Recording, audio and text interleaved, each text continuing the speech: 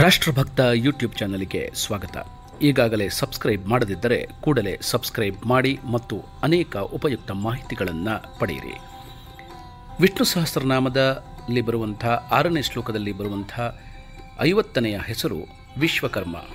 ಅಂದರೆ ಅಪ್ರಮೇಯೋ ಋಷಿಕೇಶ ಪದ್ಮನಾಭೋ ಮರಪ್ರಭು ವಿಶ್ವಕರ್ಮ ಮನುಸ್ತ್ವಷ್ಟಾಸ್ತವಿಷ್ಟಸ್ತವಿರೋ ಧ್ರುವಃ.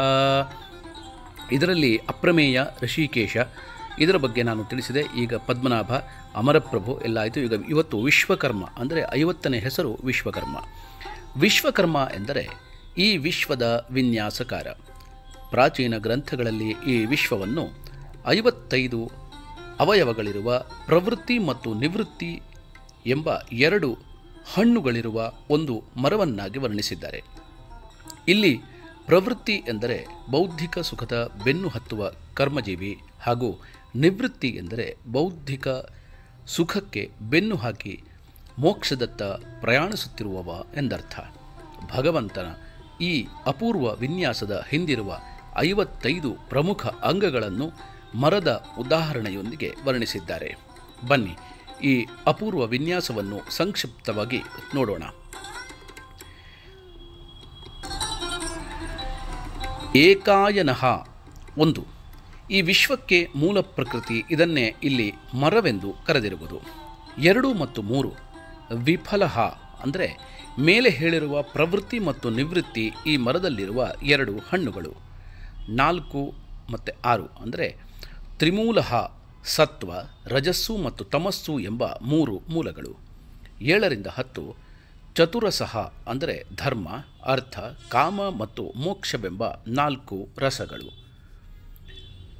11, 15 ಪಂಚಶಿಖಃ ಅಂದರೆ ಮಣ್ಣು, ನೀರು, ಬೆಂಕಿ, ಗಾಳಿ ಮತ್ತು ಆಕಾಶವೆಂಬ ಪಂಚಭೂತಗಳು.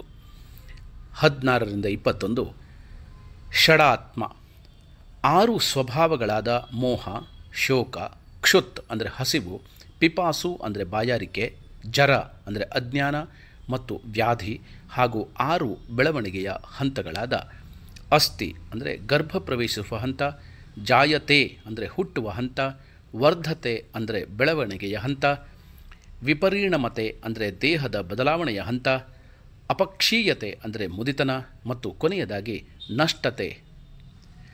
ಇನ್ನು 22 ರಿಂದ 28 ಸಪ್ತತ್ವಕ್ 7 ತೊಗಟೆಗಳಾದ ತ್ವಕ್ ಚರ್ಮದ ಹೊರಪದರು, ಚರ್ಮ, ಮಾಂಸ, ರಕ್ತ, ಮೇಧಸ್ಸು, ಮಜ್ಜ ಮತ್ತು ಅಸ್ಥಿ.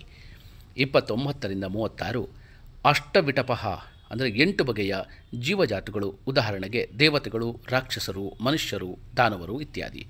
37 ರಿಂದ 45 ನವಾಕ್ಷಃ ಅಂದರೆ 9 ಪೊಟರೆಗಳಾದ ನವದ್ವಾರಗಳು, ಕಣ್ಣು, ಕಿವಿ, ಮೂಗು, ಬಾಯಿ, ಮಲಮೂತ್ರದ್ವಾರ. 45 ರಿಂದ 55 ದಶಸ್ಪದಃ ಅಂದರೆ 10 ಎಲೆಗಳು, 10 ಜ್ಞಾನೇಂದ್ರಿಯ ಮತ್ತು 5 ಕರ್ಮೇಂದ್ರಿಯಗಳು. ಇಂತಹ ವಾಸ್ತುಶಿಲ್ಪದ ಈ ವಿಶಿಷ್ಟವಾದ ವಿಶ್ವವನ್ನು ವಿನ್ಯಾಸಗೊಳಿಸಿರುವ ಭಗವಂತ ವಿಶ್ವಕರ್ಮ. ಈ ಪ್ರಪಂಚದಲ್ಲಿ ಒಂದು ವಸ್ತುವಿನಂತೆ ಇನ್ನೊಂದು ವಸ್ತುವಿಲ್ಲ. ಭಗವಂತನ ಅದ್ವಿತೀಯ ಅಖಂಡ ವಿನ್ಯಾಸಕ್ಕೆ ಉತ್ತಮ ಉದಾಹರಣೆ ಮನುಷ್ಯನ ಬೆರಳಚ್ಚು ಅಂದರೆ ಫಿಂಗರ್ ಪ್ರಿಂಟ್. ಒಬ್ಬನ ಬೆರಳಚ್ಚು ಇನ್ನೊಬ್ಬನಿಗಿಂತ ಭಿನ್ನ. ಇದು ಸಾಮಾನ್ಯ ವಿನ್ಯಾಸವಲ್ಲ. ಮೇಲಿನ ಅರ್ಥವಲ್ಲದೆ ಇನ್ನೂ ಅನೇಕ ಅರ್ಥಗಳನ್ನು ಈ ನಾಮದಲ್ಲಿ ನೋಡಬಹುದು. ವಿಶ್ವ ಅನ್ನುವ ಶಬ್ದಕ್ಕೆ ಎಲ್ಲ ಎನ್ನುವ ಅರ್ಥವಿದೆ. ಆದ್ದರಿಂದ ವಿಶ್ವಕರ್ಮ ಅಂದರೆ ಸರ್ವಕರ್ಮಗಳ ನಿಯಾಮಕ ಭಗವಂತ. ಪುರಾಣದಲ್ಲಿ ಕಾಣುವ ದೇವಶಿಲ್ಪಿ ವಿಶ್ವಕರ್ಮ ದೇವಸ್ಥಾನ ಮತ್ತು ಮನೆಯ ವಾಸ್ತುವಿನ್ಯಾಸವನ್ನು ದೇವಶಿಲ್ಪಿಯ ಒಳಗೆ ನಿಂತು ನಮಗೆ ಕರುಣಿಸಿದ ಭಗವಂತ ವಿಶ್ವಕರ್ಮ ಇತ್ಯಾದಿ. ಪ್ರೀತಿಯ ಕೇಳುಗರೆ, ಈ ಅರ್ಥವನ್ನು ನಾನು ಬರೆದದ್ದಲ್ಲ.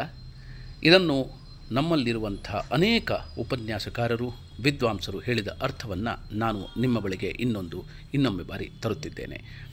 ಇಂತಹ ವಿನ್ಯಾಸಕಾರರಲ್ಲಿ ಬನ್ನಂಜೆ ಗೋವಿಂದಾಚಾರ್ಯರು ಅಗ್ರಪಂಕ್ತಿಯಲ್ಲಿ ನಿಲ್ಲುತ್ತಾರೆ. ನಮಸ್ಕಾರ. ಕೇಳುತ್ತೀರಿ ರಾಷ್ಟ್ರಭಕ್ತ ಯೂಟ್ಯೂಬ್ ಚಾನಲ್.